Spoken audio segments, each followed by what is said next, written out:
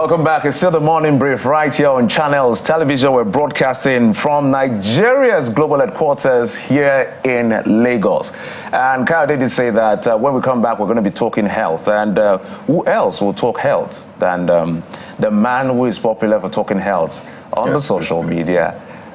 Well, this is what I would advise as we're about to start. Maybe you need to get a bottle of water, glass of water. I know you're getting the drift. So, yes, we have our guest in the studio right here to help us out on this very journey of keeping fit and being healthy in 2024. And that's the best way to start. Look, they say health is wealth. Whoever coined that phrase was quite genius, because whatever you have, if you're not healthy, well, it's going to be a very bad situation for you. So we don't want that to happen to you in 2024, which is why we're going to talk health today. We have joining us the one and only, it's called the Aporoko doctor. Thank you so much for coming on the program. Thank you. If you want to sign a check, you call him Chinonso again. Chinonso, yes. Yes. No, I needed to start with the ones who's money already. Because I'm just thinking, yeah, Aporoko, yeah, it's good, but hey, it's good to have you. Happy New Year to you. Happy New Year to you. I saw you behind the scenes. They were serving you water, and I just hit me like, hey, Kayode, you need to get your own water. Yeah, we just had to look for water around us to be safe. See the men in my life. Where's my own water? so maybe that's a good place to start the conversation. You know, the role of water in our lives as a people, because I know in fact, when you started off, it was just water. Was it like a big ambassador of water? Drink water as much as possible. Take as much water as you can. So maybe you, for those who have never seen you, for social media, all of us have seen you. How important is water to life? Let's start from there. So basically, 60% of us made of water, right? 60% of our cells, 60% of muscles, basically your whole composition is made up of water. And because of that, water is needed for a lot of metabolic processes in the body, right?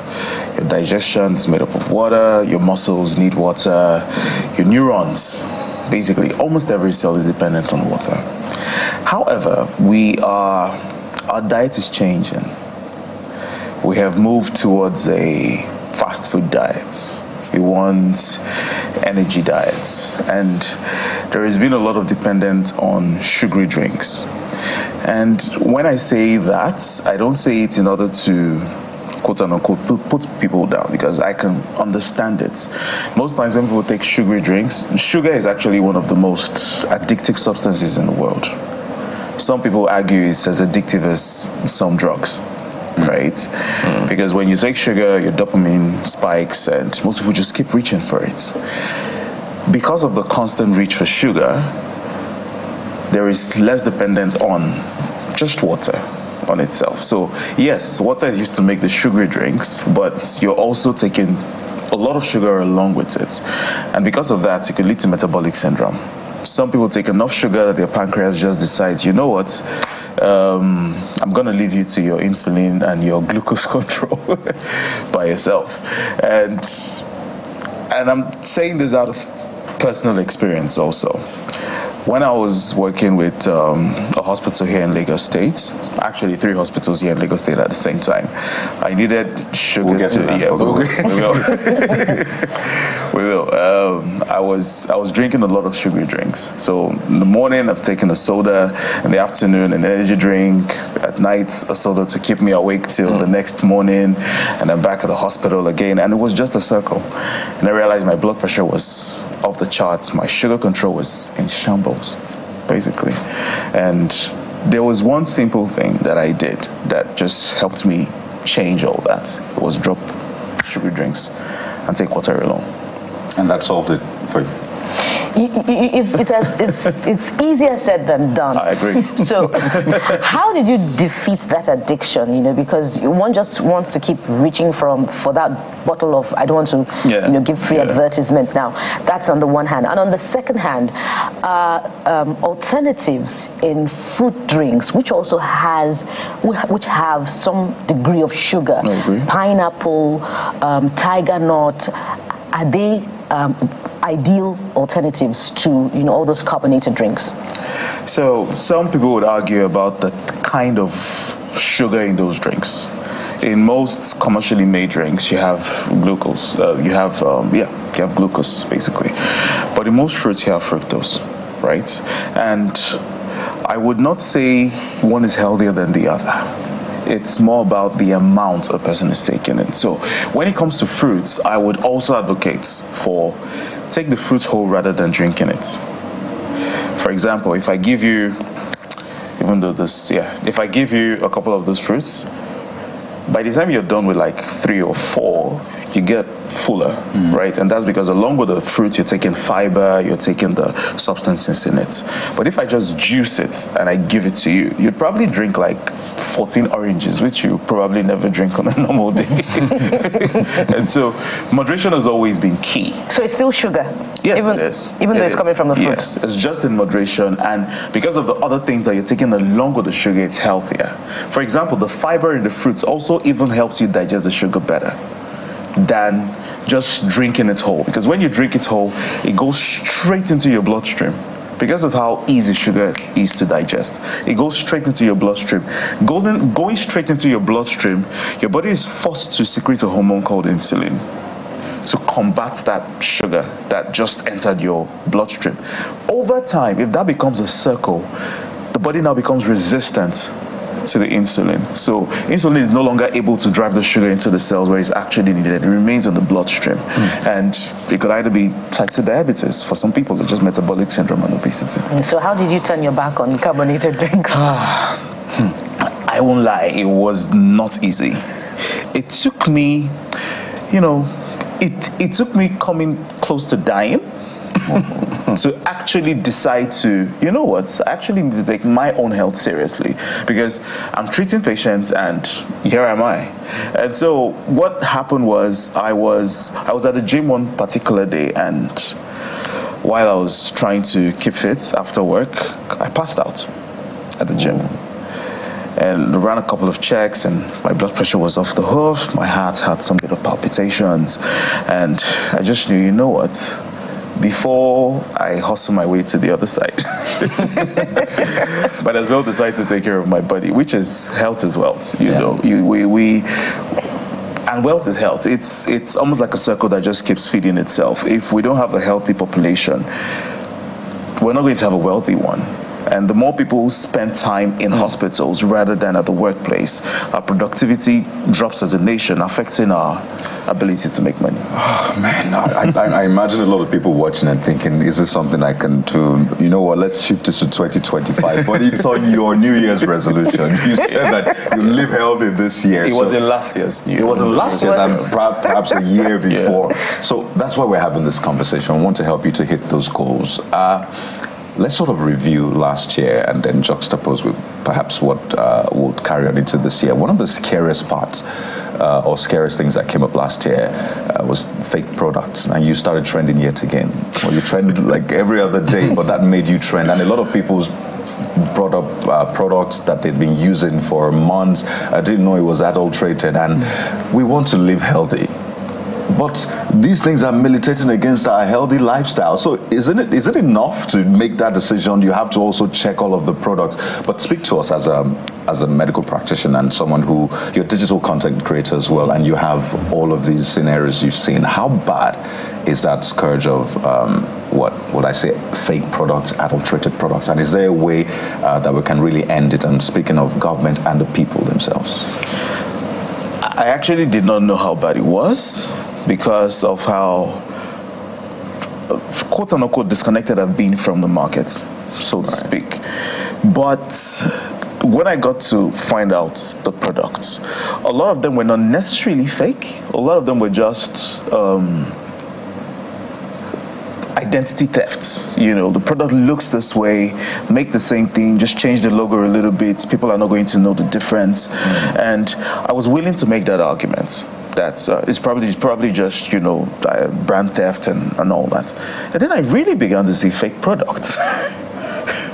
From the soy sauce to even videos about water trending, and somebody was like, Aporoko doctor would have felt that water could not be faked. But then again, there's a bottle of water being faked somewhere without enough regulations going on in the purification of the water, so to speak. And the first impulse was, you know what, just make a video about it. And for about 3-4 days, I was confused on what to do, because it's looking like we're putting the focus on the wrong set of people. Because if you're telling me that I can't even trust what's in the market anymore, that's enough pressure living in somewhere like Nigeria, because the government and the regulatory bodies are supposed to ensure that those products don't even make it to the market in the first place, reducing the amount of work. Because how much vigilance can you be? Really? Really? Some of us are not even familiar with the products itself, that that the onus is now placed on us to identify which one is fake and which one is original, right? There used to be a time where the scourge wasn't this bad, and there could be a couple of factors that lead to this. One of them is Nigerians have shown, and that's me taking the devil's advocate on this, Nigerians have shown that we can produce almost anything. Whether fake or not. Whether fake or not. I just believe that some bit of focus on that industry and making sure that, okay, produce within a particular, just create your own brand rather than having to, imitate other brands, might actually help our productive community, right? And then regulation is also very important. We have to have, I believe strongly that what we saw, the products being busted, were just the tip of the iceberg. So you believe there's way more? There's way more. And I believe that one of the reasons it became, quote unquote, out there in the public is probably because of the festive season. There's demand for those products, and so somehow something was going to get bust somewhere. But what happens from January to November? What happens from January to September? We have no idea. And because there is not that tight regulation, we could say, okay, fine, go to almost all the advice I could give has been countered somehow. We'll say, okay, buy from only certified channels. How many people make it to the certified channels? A huge population of the country do not buy from certified channels. They buy from the person on their streets. In traffic. Some people buy from traffic. Oh dear. And we may have consumed some of these products without even knowing. Exactly. So how much danger are we in? It all depends on the kind of product. I didn't consume it. How would you know? I'm joking. It all Wines, depends on, alcohol, for instance. And that's actually the one that scared me the most. Alcohol, for instance, a lot of fake alcohol is actually made with not even ethanol, but methanol. And methanol consumed in enough volume can lead to blindness. Oh dear. Because alcohol in and itself is a toxin. Whether it's the costly wine or not, the body sees it as toxic. And then you get in the cheaper form of it, and then filling your body with it could basically just tip you over to the other side. It has happened. I think there was one, it happened either in Osun or Ogun State, I'm not entirely sure. But there was a time that there was a scourge of fake alcohol, and then some people drank it and blindness immediately. I want to go back to the issue of water, because for me that's basics, So I know you call Nkechi and Emeka. So how much is too much water for Nkechi and Emeka? Because the reason I ask is because some people say, oh, it's good for your kidneys, it's good for your this, so okay, that's the way to life. Water would die here. So I just wanted to be clear. Like everything in moderation is always important. There's always it's glasses of water a day, but that's actually a myth, right? There's no defined amount of water. Sometimes you can take more than 8 glasses. It all depends on the temperature around you, how much you're losing water in a day, how much activity that's going on. But ideally, some people will say at least 3 liters per day, which is fine, especially if you live in a tropical country like Nigeria. However, the kidneys have a particular amount of water that they can process per hour. And I know sometimes people have called me online and said, oh, there's this news of someone who died from drinking so much water. There are cases where some people have a mental condition where they keep feeling thirsty even though they're taking water. And so it's almost as if it's impossible to quench that feeling, that thirsty feeling. And so they take water, and force their kidneys to become overloaded with water, and then goes back into the blood, goes back into the brain, increases the size of the brain. Some people get seizures and some people die. So 3 liters, it's fine. It's fine. If you live in a country where it's as hot as Nigeria and you're involved in active exercises, I'd say take as often as you think, but try to break it. Don't take too much at a short time. Some people realize, oh, I've not drunk water since morning, and then it's at night you want to drink the whole 3 liters at once. You want to catch up. you want to catch up. That is usually the attitude people attack water, and that could be harmful to you. So essentially, see yourself as though you're a generator. So when you need fuel, refuel. You refuel. Okay, so Aporoko Doctor, I have a beef against you, and I want us to settle it this morning on the program. There's a long queue. Yes. So very quickly, because I know that Akadesi wants to come in. You've done a video for Amaka, Nkechi, and Philomena, and you've not done a very important video for Shegun, for Emeka, and for Mohammed. Family planning. It's a new year, and it's important for us to be able to prepare for what we can afford. So you've done a video to clarify the myths about family planning for women, but what about the most important topic that is not talked about, because it's a decision for both father and mother? Family planning for men. Address it. I've addressed it in some of my previous videos. We've talked about the option, family planning for men. But then again, there's always user design and user experience. Many men would argue that the option that they have, which is the option of condoms, kind of takes away from the whole experience. And, you know, we've had this conversation, even in clinics, we've had it at family planning outreaches. And we've said, okay, what if another option is offered to you? And it's a more semi-permanent option, and that's the vasectomy. We live in a country where a lot of men think that their importance as men is tied to their organ. And so, oh, you're going to take a knife, or you're going to take a scissors, or you're going to cut me down there, and I might not be able to father a child again. And we say, yes, it's semi-permanent. It could be reversed. There are cases of it being reversed. And so we say, no, it's never going to happen. But you don't actually need the kids anymore. Say, leave it like that. It is better I know that I want to have kids and still have them. What if I change my mind? What if these kids die now and I want to make, new ones? And so there is a lot of mindset approach to it, and it's something that we're trying to change slowly. However, when it comes to family planning as a whole, we are no longer coming at it from just the female perspective. We're coming at it from a couple perspective. And so it's something that both parties have to decide that they want to do. The male partner, of course, has to be supportive. And if it's the male partner, of course, there are men trying to, have vasectomy now. And one of the things that we're also trying to do as a channel is ensure that we're telling the stories that need to be told. And so currently we're looking for people who have gone through vasectomy to come and tell us what their experience have been. But there are other options besides vasectomy, aren't there?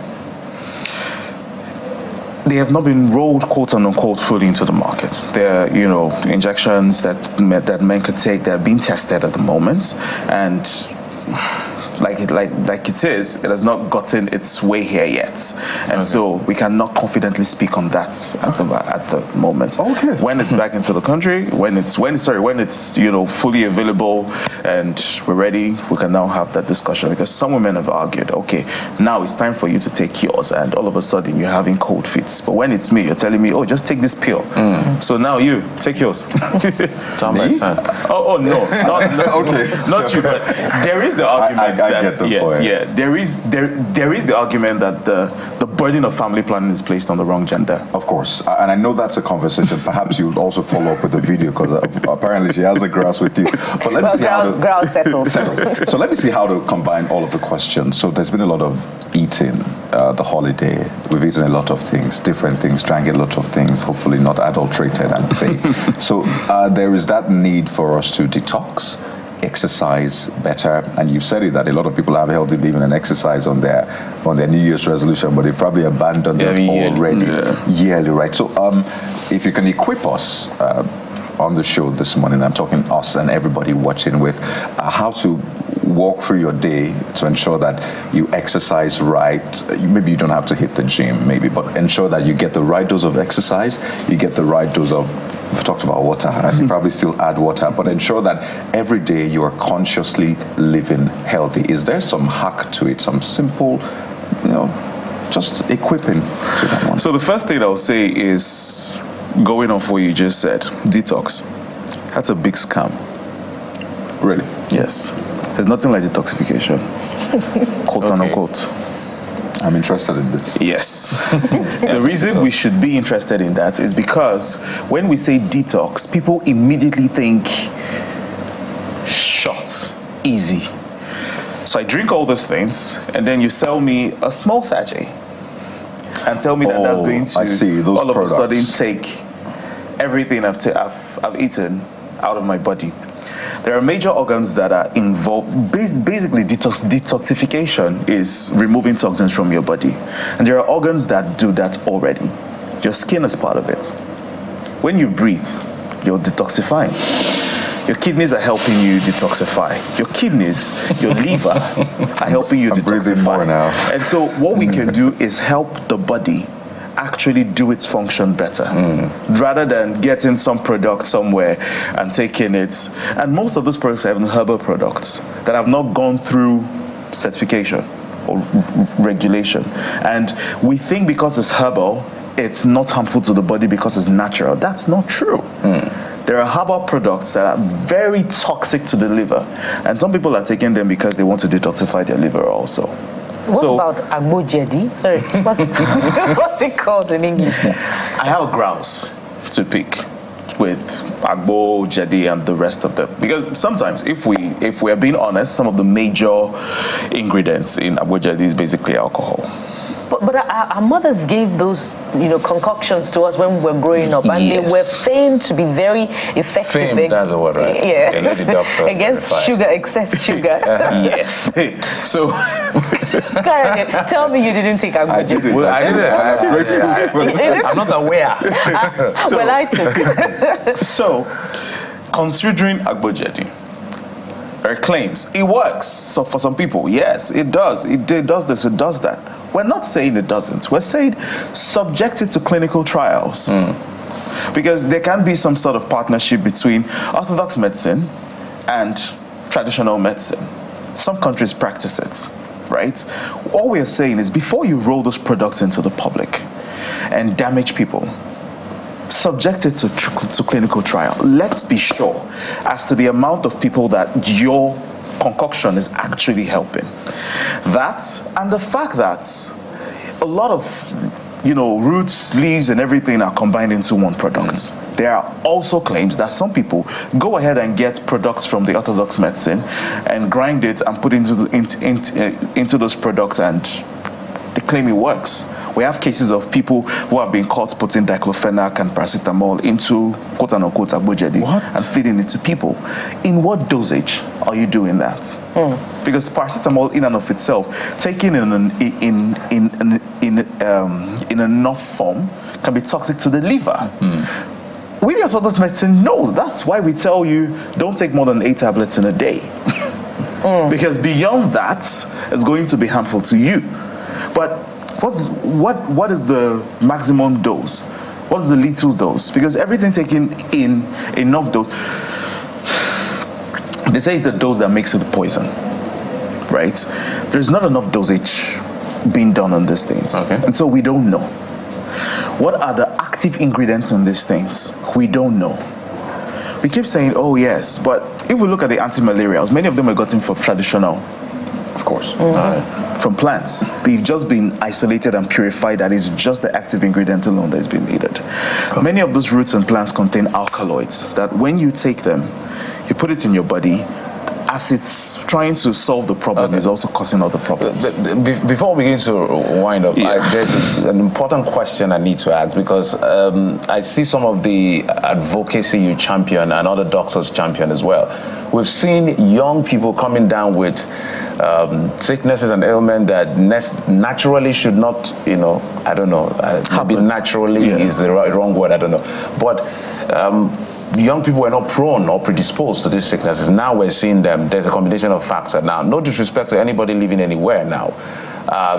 So if there was a health kit to help young people live better, say in a city like Lagos, a hustle and bustle, a lot of people can be sedentary, others they're upwardly mobile and always on the move. So all of this together in Nigeria, maybe using Lagos as a case study to help us to live healthier, some kind of a healthy kit for young people in Nigeria, so they don't get this predisposition, or reduce the predisposition as much as possible in 2024.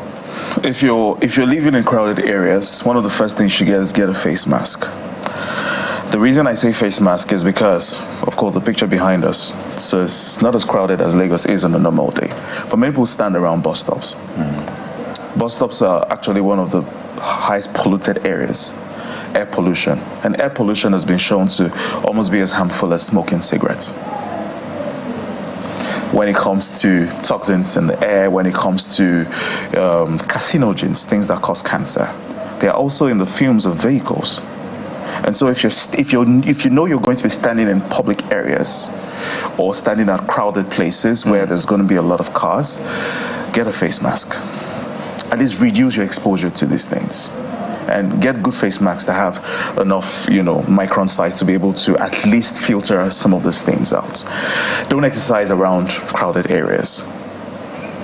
Number 2, hand washing. Hand washing is also very important. During COVID, a lot of people were very meticulous about hand washing. The moment it felt like the pandemic was off the charts, everybody went back to default setting. Hand washing needs to come back to the table. Exercise. And when we say exercise, people automatically think gym. Not necessarily.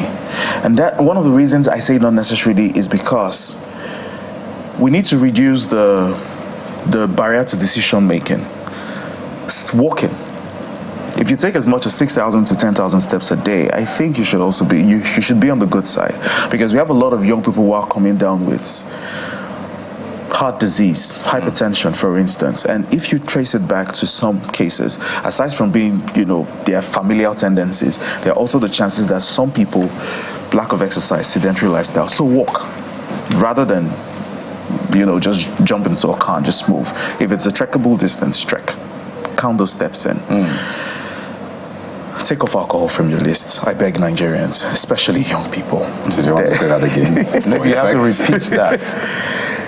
Nigerians, young people, please take alcohol off your list. I know it's a big business. Some people take it to escape the stress that is in Nigeria, and that leads me to the next thing. Stress control. Whether we like it or not, you're going to be exposed to some level of stress. Knowing where to manage your stress is important. Right. You have to know the kind of things that you can control and the things that you can't, and stop fussing about the things you can't control. Because we have angry drivers on the road. One of the reasons we do is because a lot of people are stressed. People don't react to driving that way naturally. But when you're carrying the whole problem from everything, so relax. Proper sleep is also very important. I wish I could, stress this. 7 to 9 hours. Somebody's New Year resolution. Yes, 7 to 9 hours of sleep.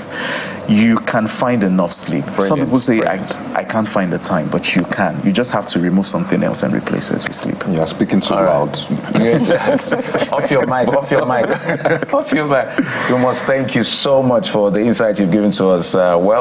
We hope that this year we're going to do better as whether young or old people. Yeah. We must thank you so much. And we'll be following through the Aporoko doctor, Chidon Surgeon. Thank you so much for coming on the program.